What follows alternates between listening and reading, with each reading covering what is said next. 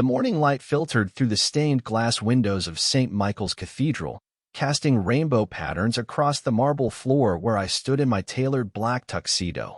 My hands trembled as I adjusted my bow tie for the 100th time, watching the guests file into the pews. This was supposed to be the happiest day of my life. Instead, it felt like I was standing at the edge of a cliff, waiting to fall. Comment below where you're listening from, because this story is about to take you on a journey you won't forget. My name is Nathan, and 3 months ago, I thought I had everything figured out.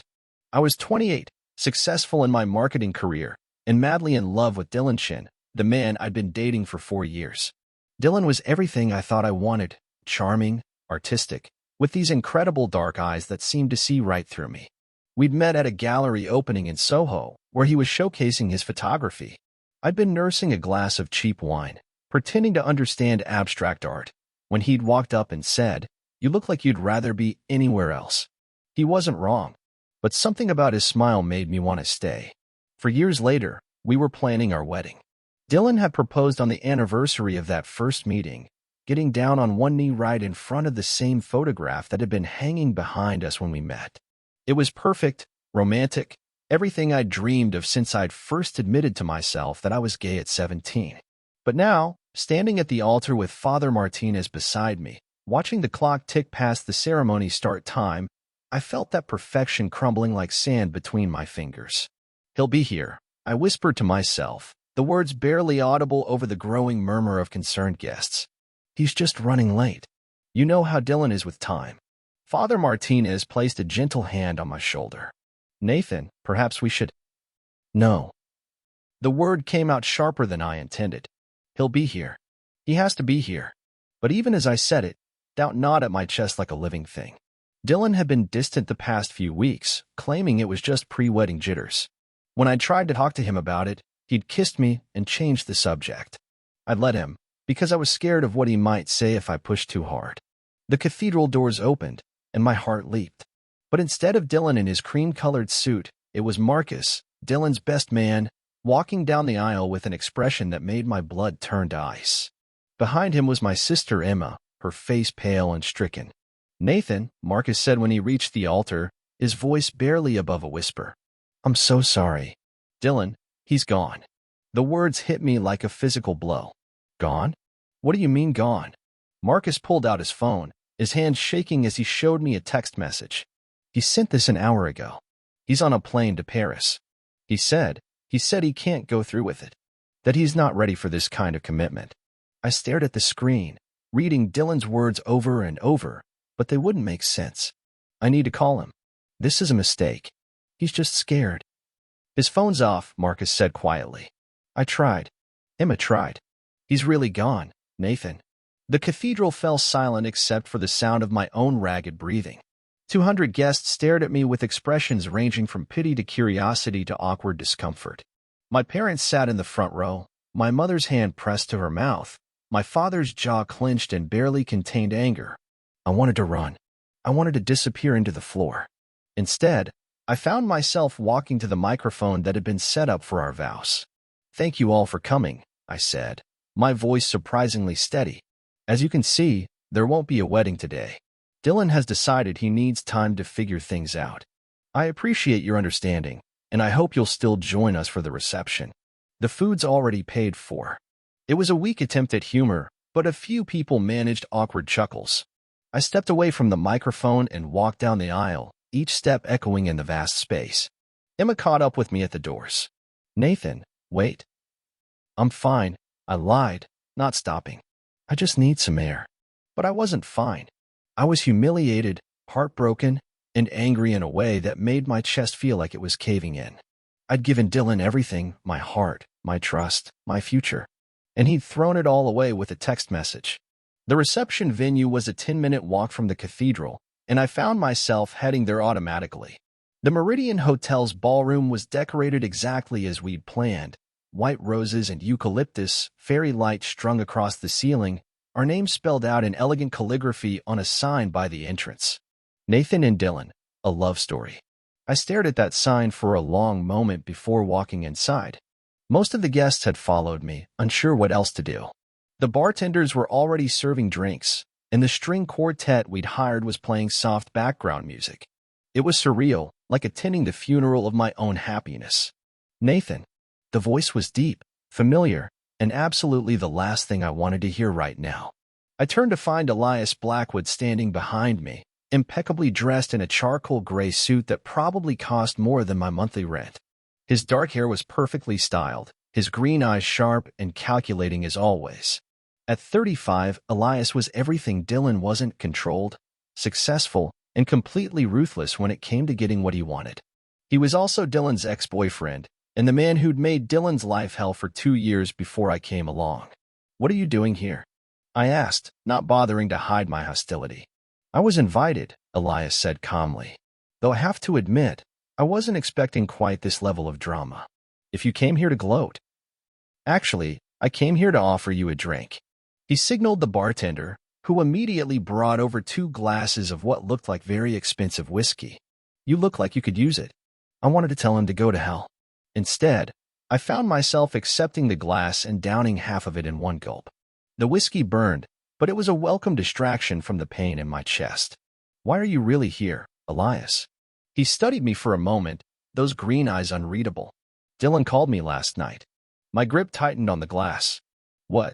He was drunk, rambling about how he couldn't go through with the wedding, how he wasn't ready to be tied down. Elias took a sip of his whiskey, completely composed. "I told him he was making a mistake." "You told him to leave me?" "No." Elias's voice was sharp.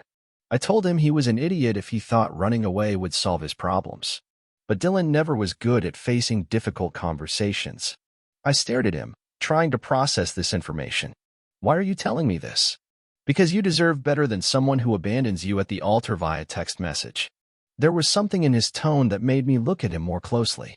Elias and I had a complicated history. We'd met several times over the years, at parties, gallery openings, various social events where our circles overlapped. He'd always been polite but distant, and I'd always assumed it was because I was dating his ex. But there had been moments, brief glances, conversations that lasted a little too long, attention I'd never quite been able to identify. I'd pushed those moments aside, telling myself I was imagining things. "You hated Dylan," I said. "I didn't hate him. I was frustrated by him. There's a difference." Elias finished his whiskey and set the glass down. "Dylan is selfish. He wants to be loved, but he doesn't want the responsibility that comes with loving someone else. And you think you know me well enough to make that judgment?" "I know you well enough to see that you've been making excuses for him for years." The words stung because they were true. How many times had I covered for Dylan when he was late, or canceled plans at the last minute, or disappeared for days without explanation? How many times had I told myself it was just his artistic temperament, that his unpredictability was part of what made him exciting? "This is a hell of a time for relationship advice," I said. "Maybe. Or maybe it's exactly the right time." Elias stepped closer, and I caught a hint of his cologne, something expensive and masculine that made my pulse quicken despite everything. "Nathan, can I ask you something?" "Go ahead." "When was the last time Dylan made you feel like you were his priority?" The question hit me like a slap. I opened my mouth to answer, then closed it again. When was the last time? When had Dylan ever made me feel like I came first? "That's what I thought," Elias said quietly. The reception continued around us, guests making awkward small talk and shooting sympathetic glances in my direction. I should have been mingling, playing the gracious host, pretending I was handling this better than I was. Instead, I found myself talking to the man I'd spent 4 years viewing as the enemy. "Why do you care?" I asked. Elias was quiet for a long moment, staring into his empty glass. "Because I've been watching you waste yourself on someone who doesn't deserve you for 4 years, and it's been driving me insane." The admission hung between us like a live wire. I stared at him, my mind racing. "What are you saying?" "I'm saying Dylan isn't the only one who's been keeping secrets." Before I could respond, Emma appeared at my elbow. "Nathan, Mom and Dad want to know if you're okay. They're worried about you." I glanced at Elias, who had stepped back and resumed his mask of polite indifference. "I'm fine. Just processing." Emma looked between us suspiciously. "Maybe you should come sit down. You've been standing here for an hour." Had it been an hour? Time seemed to have stopped since Marcus had delivered Dylan's message. I followed Emma to a table near the back of the room, but I couldn't stop thinking about what Elias had said. The rest of the reception passed in a blur. People came and went, offering condolences and awkward reassurances that everything would work out. My parents hovered nearby, clearly unsure how to help. Marcus gave a speech that was supposed to be funny, but mostly just made everyone uncomfortable. Through it all, I was aware of Elias across the room, nursing another whiskey and watching me with those calculating green eyes. When the last guest finally left, I found myself alone in the ballroom with the catering staff cleaning up around me. The fairy lights were still twinkling, the flowers still beautiful, but everything felt hollow now. Nathan. I turned to find Elias standing in the doorway. Most of the guests were gone, and he'd loosened his tie, making him look slightly less intimidating. "I thought you'd left," I said. "I was going to. Then I realized I couldn't leave you here alone." "I'm not alone. The staff is here." "That's not what I meant." He walked over to where I was sitting, his footsteps echoing in the nearly empty room. "Come on. Let me drive you home. I can take a cab." "Nathan." His voice was gentler now, almost concerned. "You've had a traumatic day. Let me help." I wanted to argue, but the truth was, I didn't want to be alone right now. And despite everything, despite our history, despite the complicated feelings his presence stirred up, Elias felt safe in a way I couldn't explain. "Okay," I said. His car was exactly what I'd expected, a sleek black BMW that probably cost more than I made in a year. The leather seats were soft and warm, and the interior smelled like his cologne. We drove through the city in comfortable silence, the late afternoon sun casting long shadows across the streets. "Can I ask you something?" I said as we stopped at a red light. "Sure. What did Dylan tell you about me? When you were together, I mean." Elias glanced at me, his expression unreadable. "He told me you were perfect. Too perfect for him." "What does that mean?" "It means Dylan has never been comfortable with stability. He craves chaos, drama, uncertainty. You offered him something real, and it terrified him." We pulled up in front of my apartment building, a modest brownstone in Brooklyn that I'd been sharing with Dylan for the past 2 years. The thought of going inside, seeing all his things still scattered around, made my stomach clench. "Thank you," I said, reaching for the door handle. "Nathan, wait." I turned back to him, and for a moment, the mask slipped completely. The calculating businessman was gone, replaced by someone who looked almost vulnerable. "I meant what I said earlier, about watching you waste yourself on Dylan. I know this isn't the time or place, but I need you to know, you deserve so much better than what he gave you." "Elias." "I'm not asking for anything. I just needed to say it." I stared at him, my heart pounding for reasons I didn't want to examine too closely. "Why now? Why tell me this now?" "Because maybe now you'll actually hear it." He was right, and we both knew it. If he'd said any of this while I was still with Dylan, I would have dismissed it as jealousy or manipulation. But now, sitting in his car with my wedding ring still in my pocket and my future in ruins, his words hit differently. "I should go," I said. "You should." "But Nathan." He reached over and touched my hand briefly, his fingers warm against my skin. "If you need anything, anything at all, call me." I nodded, not trusting myself to speak, and got out of the car. I watched him drive away before finally heading inside. The apartment felt like a mausoleum. Dylan's photography equipment was still set up in the living room, his clothes still hanging in our shared closet. There was a half-finished cup of coffee on the kitchen counter, a book he'd been reading face down on the nightstand. It was as if he'd simply vanished, leaving behind only the ghost of our life together. I poured myself a glass of wine and sat on the couch, staring at my phone. Part of me wanted to call Dylan, to demand an explanation, to beg him to come back. But a larger part of me, a part that was growing stronger by the hour, was starting to realize that maybe Elias was right. Maybe I did deserve better. The next few days passed in a haze of canceled honeymoon reservations, returned wedding gifts, and well-meaning friends who didn't know what to say. I took time off work, partly because I needed it and partly because I couldn't face the sympathetic looks and awkward conversations. On Thursday evening, I was halfway through a bottle of wine and a particularly depressing romantic comedy when my phone rang. The caller ID made my heart skip a beat. "Elias." "Hello." "Nathan. How are you holding up?" His voice was warm, concerned, and hearing it made something tight in my chest loosen slightly. "I've been better, but I'm surviving." "Have you eaten today?" The question caught me off guard. What? Food. Have you consumed any actual food today?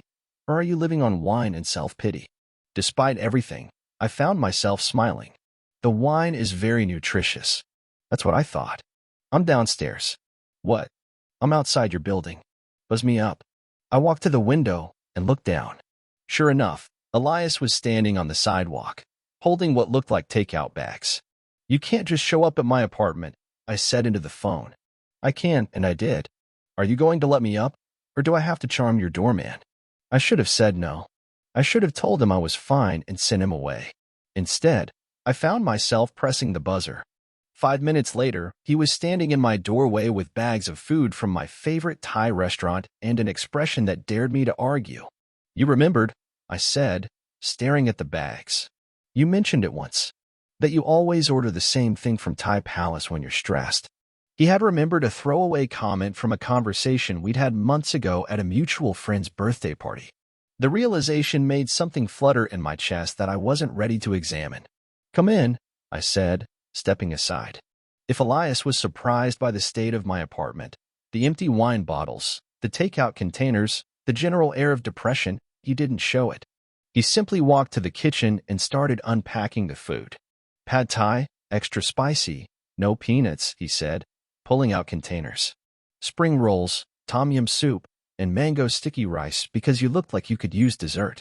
I watched him move around my kitchen with easy familiarity, as if he'd done this 100 times before. Why are you doing this? Because you need someone to take care of you right now, and apparently, I'm the only one who noticed. My friends have been checking on me. Your friends have been tiptoeing around you like you're made of glass. There's a difference between checking on someone and actually taking care of them. He was right, and I hated that he was right. Emma had called every day, but our conversations were stilted and careful. Marcus had stopped by once, but he'd seemed more interested in defending Dylan than actually helping me process what had happened. Sit, Elias said, pointing to the couch. Eat. You're very bossy. I'm very effective. There's a difference. I sat down and accepted the container of pad thai he handed me. The first bite reminded me that I hadn't eaten anything substantial in days, and suddenly I was ravenous. Better? Elias asked, settling beside me with his own food. Much. Thank you. We ate in comfortable silence, the Thai food warming me from the inside out. I snuck glances at Elias as we ate, trying to reconcile this caring, attentive man with the cold businessman I thought I knew. Can I ask you something? I said when we'd finished eating. Always. What really happened between you and Dylan? Elias was quiet for a long moment, staring at his empty container. We met at a business conference. He was there photographing the event, and I was giving a presentation on sustainable investment strategies. He was magnetic, charming in that effortless way he has. I nodded, remembering my own first impression of Dylan.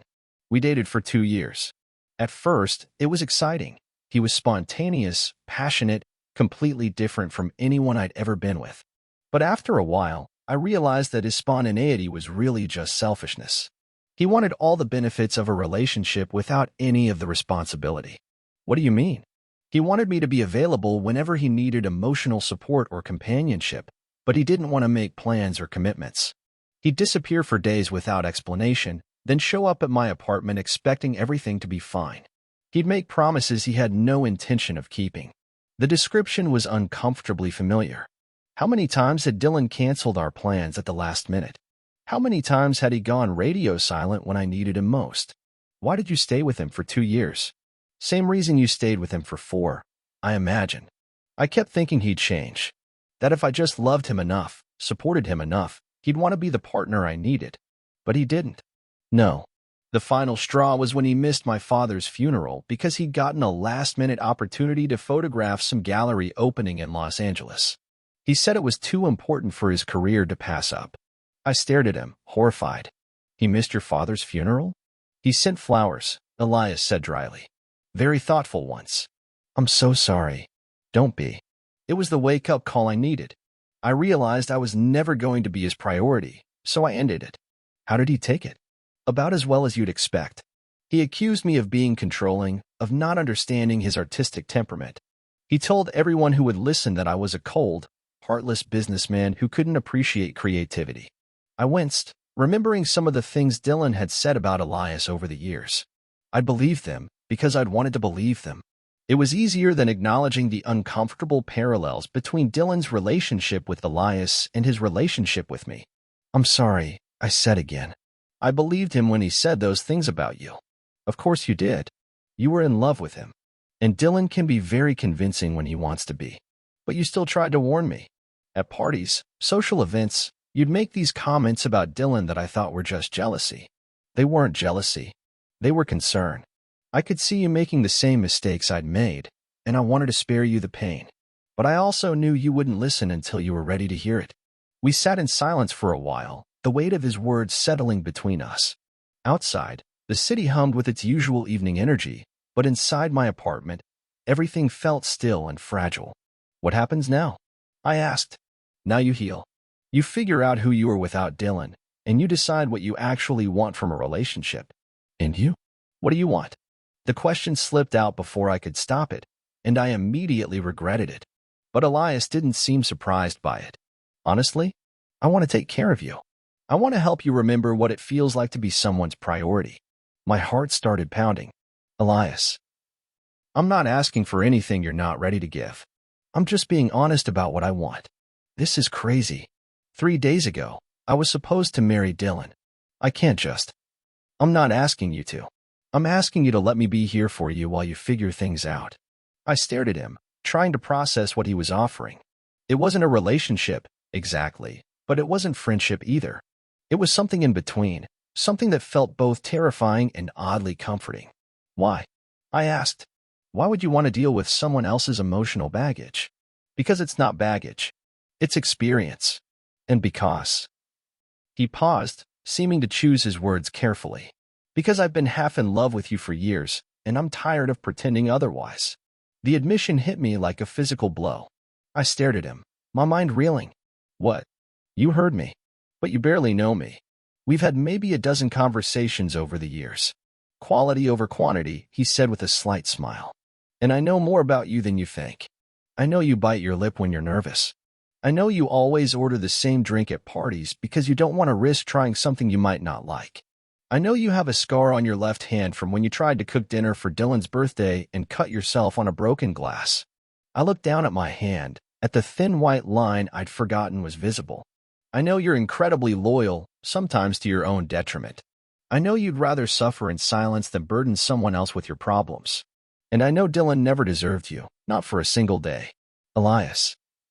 I didn't know what to say. His words were overwhelming, too much to process on top of everything else that had happened. I'm not asking for an answer right now, he said gently. I'm just asking you to think about it. Think about what it might be like to be with someone who actually sees you. He stood up, gathering the empty takeout containers. I should go. You need time to process all of this. Wait. I caught his arm as he passed the couch. Stay. Please. I don't want to be alone tonight. He looked down at me, his green eyes soft with understanding. Are you sure? I'm not sure about anything right now, but I know I feel better when you're here. Okay. I'll stay. He settled back onto the couch, and without really thinking about it, I found myself curling up against his side. He was warm and solid, and he smelled like expensive cologne and something uniquely him. His arm came around me naturally, and for the first time in days, I felt safe. This is probably a bad idea, I murmured against his chest. Probably, he agreed. But sometimes bad ideas are exactly what we need. I woke up the next morning still on the couch, covered with a blanket I didn't remember getting. Elias was in the kitchen, making coffee, and the sight of him in my space, his shirt slightly wrinkled, his hair mussed from sleep, made something warm unfurl in my chest. Good morning, he said when he saw me stirring. How did you sleep? Better than I have in days. It was true. For the first time since Dylan had left, I'd slept through the night without nightmares or anxiety attacks. Good. I made coffee, and I took the liberty of ordering groceries. They should be here within the hour. You ordered groceries? Your refrigerator contains wine, leftover takeout, and what I think used to be yogurt. You need actual food. I should have been annoyed by his presumption, but instead, I found it oddly touching. When was the last time someone had noticed what I needed and simply taken care of it? Thank you, I said. Don't thank me yet. Wait until you see how much I spent on organic produce. I laughed, and the sound surprised me. I hadn't laughed since before the wedding. I can afford organic produce. I know. But I also know you won't buy it for yourself because you think it's wasteful. He was right again, and I was starting to find his ability to read me both thrilling and terrifying. The groceries arrived as promised, and I watched Elias unpack them with the same efficiency he'd shown the night before. Fresh vegetables, quality proteins, ingredients for actual meals instead of the processed convenience foods I usually survived on. Are you planning to move in? I asked, only half joking. Only if you want me to, he said, and something in his tone made me look at him more closely. Elias. I know it's too soon. I know you're not ready for any of this. But Nathan, I meant what I said last night. I want to take care of you. I want to show you what it's like to be with someone who puts you first. What if I'm not ready for that? What if I can't give you what you want? Then we'll figure it out together. I'm not Dylan. I'm not going anywhere just because things get complicated. The promise in his words made my chest tight with emotion. This is insane. We barely know each other. We know each other better than you think. And we have time to learn the rest. What about your business? Your life? You can't just put everything on hold to babysit me. I'm not babysitting you. I'm courting you. The old-fashioned word made me smile despite myself. Courting me? Yes. I'm going to bring you food and listen to you talk and hold you when you need to be held. I'm going to show you what it feels like to be cherished instead of tolerated.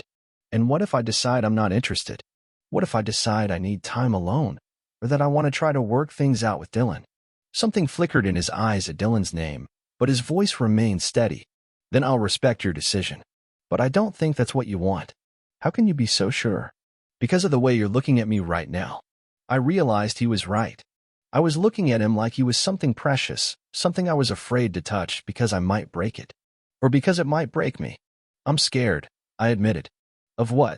Of making another mistake. Of trusting the wrong person again. Of getting my heart broken again. Nathan. He stepped closer, his hands coming up to frame my face. I can't promise I'll never hurt you. But I can promise I'll never abandon you.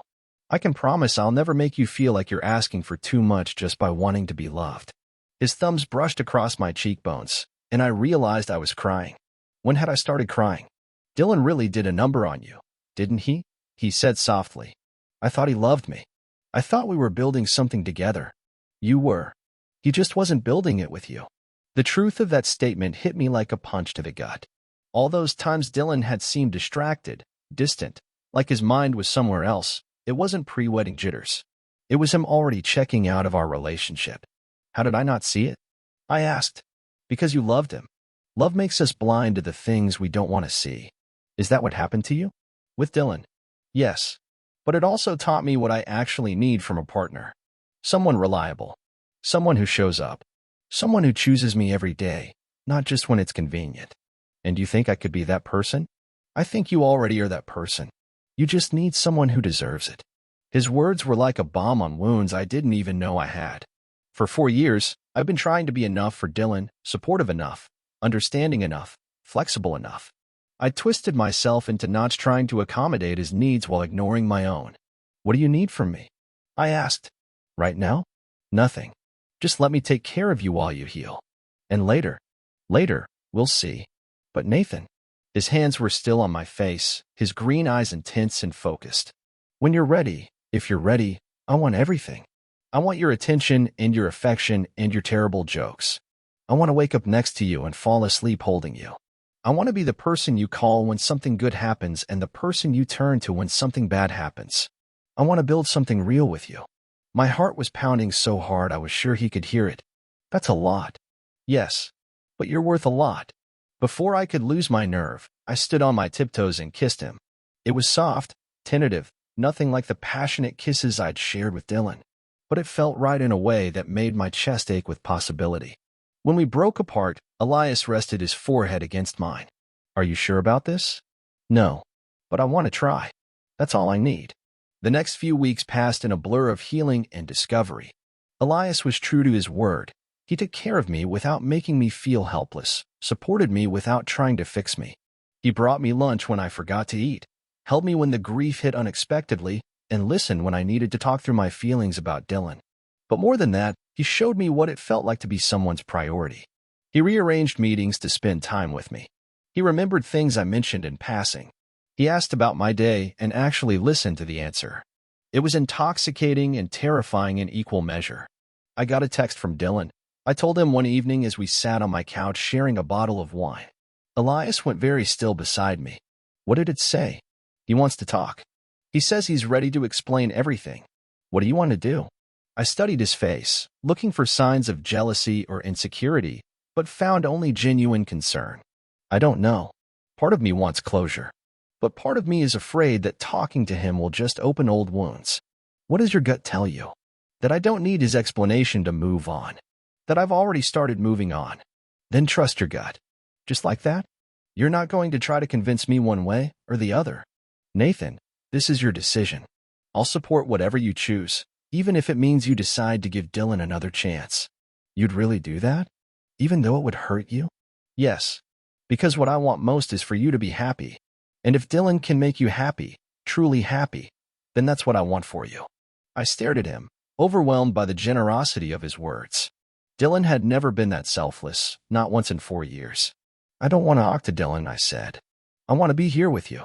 The relief in his eyes was subtle but unmistakable. Are you sure? I'm sure. Whatever Dylan has to say, it's too little, too late. He had 4 years to communicate with me, and he chose to run instead. And now I want to see what we can build together. Elias set down his wine glass and turned to face me fully. Nathan, before we go any further, I need you to understand something. I'm not Dylan. I'm not going to disappear when things get difficult. But I'm also not going to let you settle for less than you deserve. What do you mean? I mean, if we do this, if we really try to build something together, I'm going to expect things from you. I'm going to expect honesty, even when it's uncomfortable. I'm going to expect you to communicate your needs instead of just hoping I'll figure them out. I'm going to expect you to show up for me the way I show up for you. His words should have been intimidating, but instead, they felt like a relief. He was asking me to be a full partner, not just a supporting character in his life. I can do that, I said. Can you? Because I've watched you spend 4 years making excuses for someone who didn't deserve them. I need to know you won't do the same thing with me. I won't. I promise. Good. Because Nathan. He reached for my hands, intertwining our fingers. I'm falling in love with you.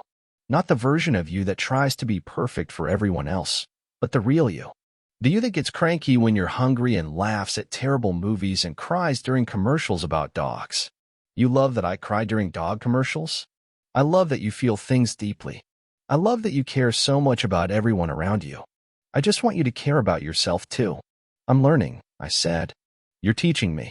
We're teaching each other. He was right. In the weeks since Dylan had left, Elias had shown me what I deserved from a partner. But I'd also started to see what I could offer in return, not the desperate, accommodating version of myself I'd been with Dylan, but someone stronger and more confident. I'm falling in love with you too, I said, and the words felt like a revelation. Yeah. You're nothing like what I thought I wanted, but you're everything I actually need. What did you think you wanted? Someone exciting, unpredictable, someone who would sweep me off my feet with grand romantic gestures. And what do you actually need? Someone steady, someone who shows up, someone who makes me feel safe enough to be myself. I can be exciting too, you know, he said with a slight smile. Oh, really? Show me. Instead of answering, he leaned in and kissed me. This time, it wasn't soft or tentative. It was deep and sure and full of promise. When we broke apart, we were both breathing hard. Exciting enough for you? He asked. It's a start. He laughed, and the sound made something warm bloom in my chest. I love you, Nathan. I love you exactly as you are, and I love who you're becoming. I love you too. And Elias? Thank you. For what? For seeing me. For staying. For showing me what love is supposed to feel like. Thank you for letting me. 6 months later, I stood in the same cathedral where Dylan had left me at the altar. But this time, I wasn't the one in the tuxedo waiting at the front. I was in the congregation, watching my sister Emma marry her longtime girlfriend Sarah in a ceremony that was everything mine and Dylan's was supposed to be joyful, certain, full of love. Elias sat beside me, his hand warm in mine, and I marveled at how different everything felt.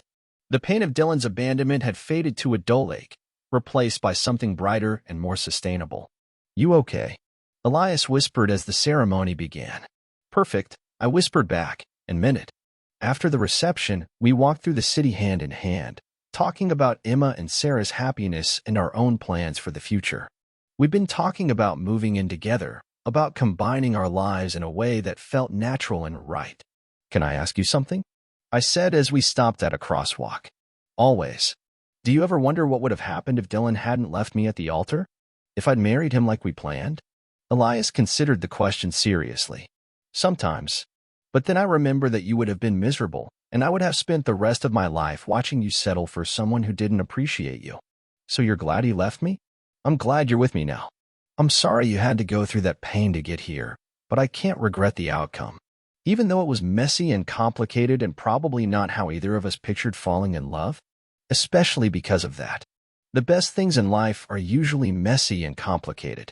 Is that your professional opinion, Mr. Successful Businessman?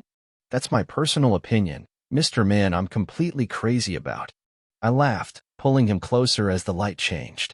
I love you. I love you too. And Nathan? Yeah. I'm never going anywhere. Not ever. Promise. Promise. As we crossed the street together, I thought about all the ways my life had changed in the past year. I'd lost the future I thought I wanted and found something better than I'd ever imagined possible.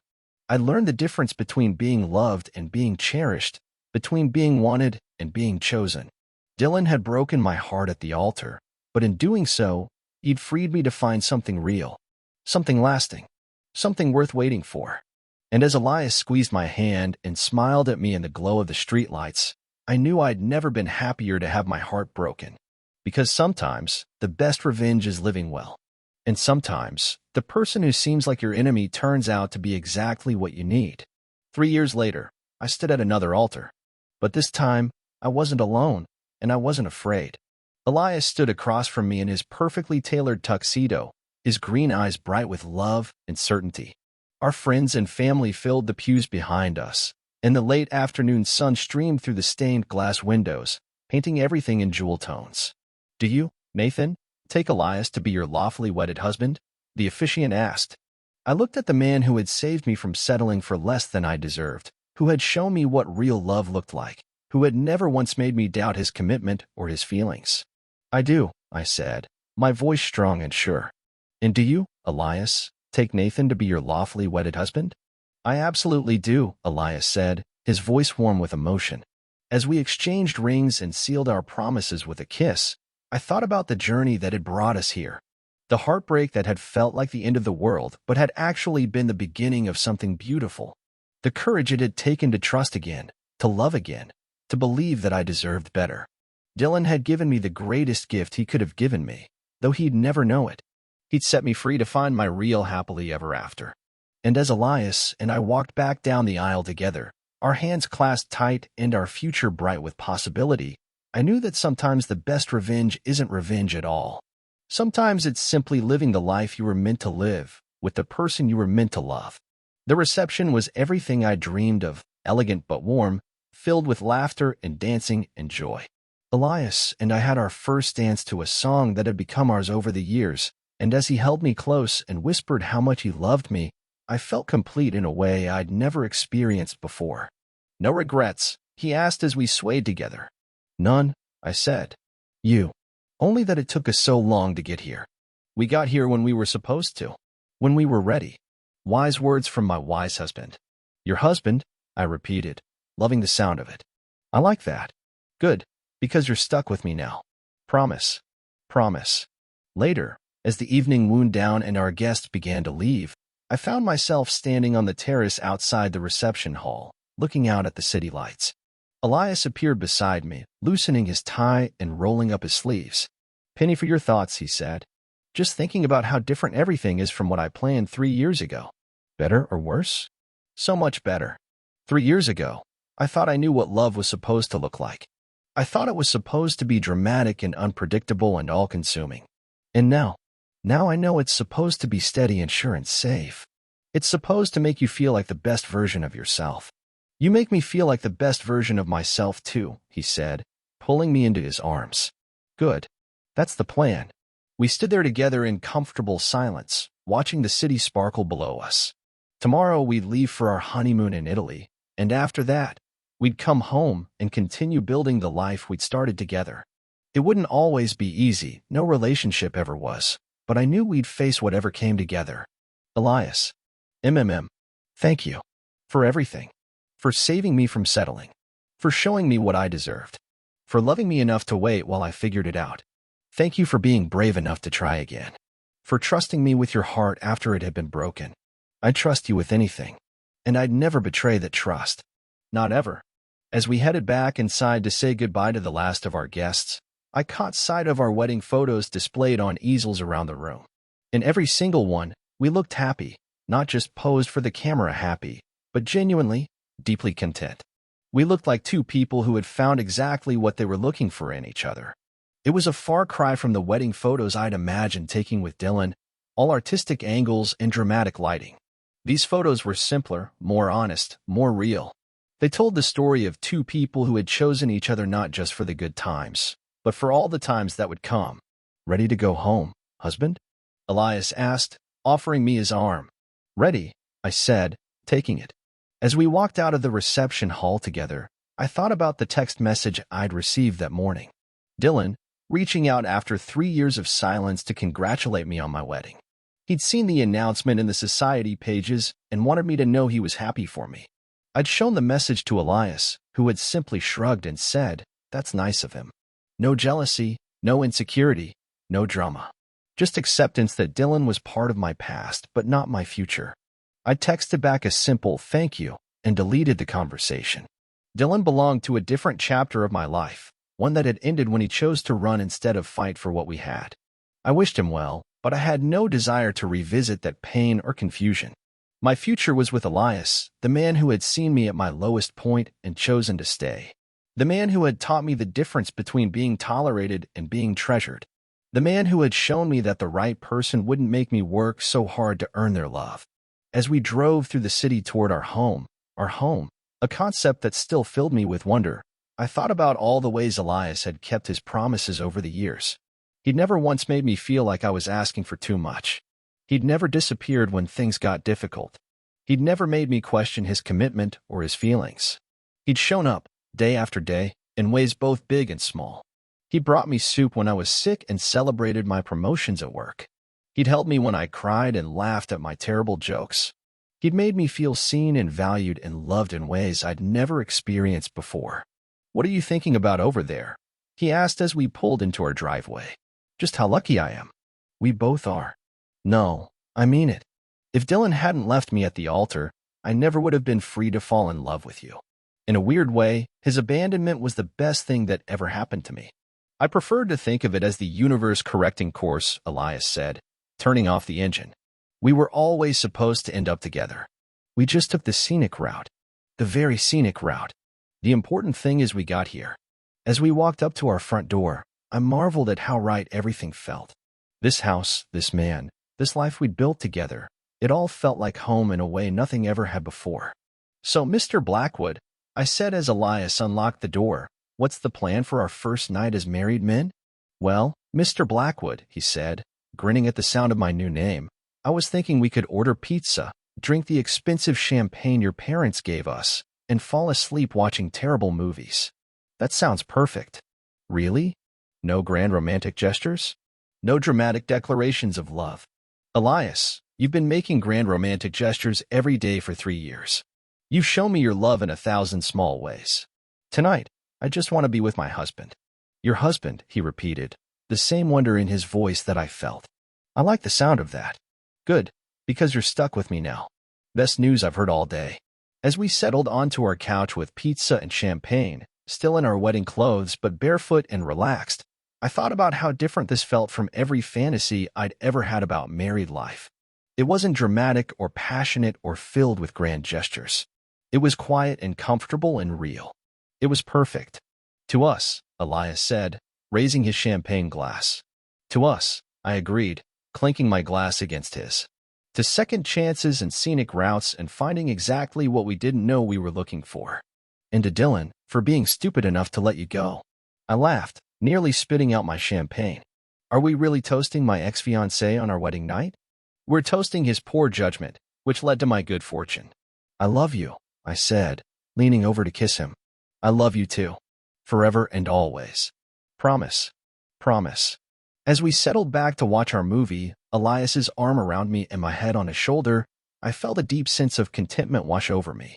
This was what happiness felt like, not the desperate, clinging kind I'd felt with Dylan, but something steady and sure and sustainable.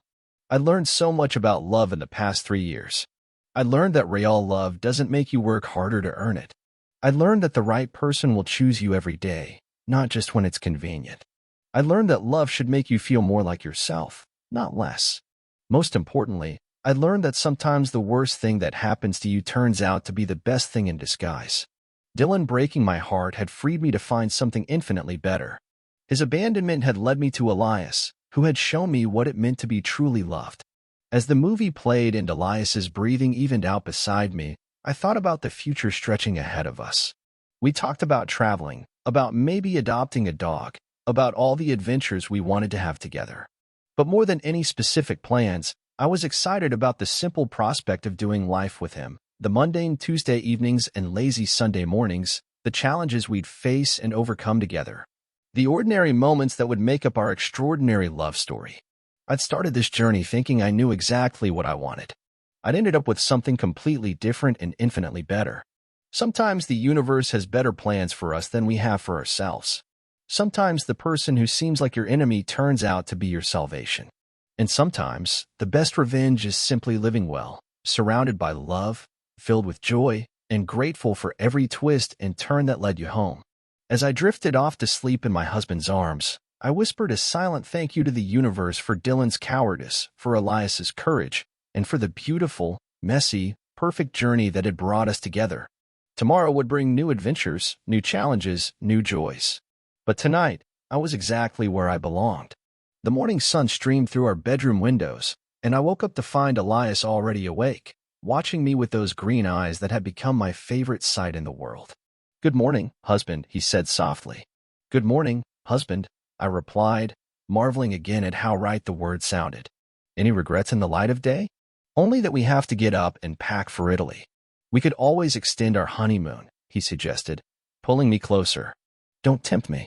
I'm already dreading going back to work next week." "Then don't. Take some time off. We can afford it. I can't just not work."